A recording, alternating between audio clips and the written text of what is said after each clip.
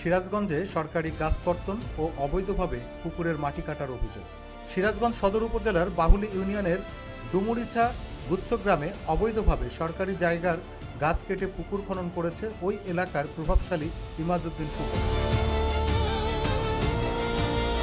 নাম প্রকাশে অনিচ্ছুক একজন বলেন, ইমাজউদ্দিন শুভ, ইমরান, রানা ও মাঝারুল অবৈধভাবে এই পুকুরের চারপাশে গাছগুলো কেটে পুকুরের মাটি নিয়ে ইমাজউদ্দিন শুভর ফ্যাক্টরিতে ফেলা হচ্ছে।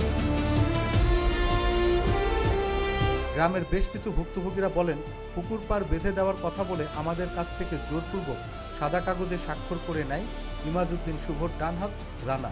কেউ স্বাক্ষর দিতে না চাইলে তাদের বাড়িঘর ভাঙচুর করারও হুমকি দেওয়া হয়। এলাকাবাসী আরও বলেন, এখানে মাটি কাটা হবে তার কোনো কিছুই আমাদের জানানো হয়নি।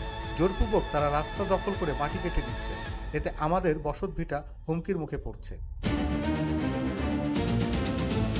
এদিকে এই জায়গা জমি আমাদের এমন দাবি করে ইমাজউদ্দিন শুভ বলেন, মাটি তো এক জায়গায় যাবেই।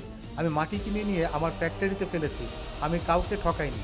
মাটি বিক্রির টাকা পার্শ্ববর্তী মসজিদের উন্নয়ন তহবিলে দেওয়া হবে এমন দাবিও করেন তিনি।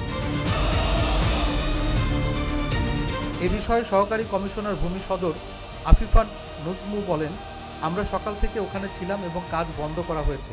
মাটি কাটার ফলে যাদের বসতভিটার ক্ষতি হয়েছে এই দায়ভার কার? এমন প্রশ্নের উত্তরে তিনি বলেন, যারা মাটি কেটেছে এই দায়ভার সম্পূর্ণ তাদের, তারা প্রয়োজনে মামলা করবে।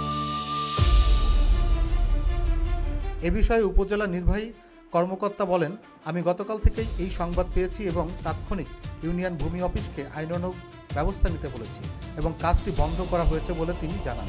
অথচ এই প্রতিবেদন লেখা পর্যন্ত পুকুর কাটা তখনও চলমান আছে বলে জানায় স্থানীয় সূত্র। জাহিদুল হক, সিরাজগঞ্জ থেকে।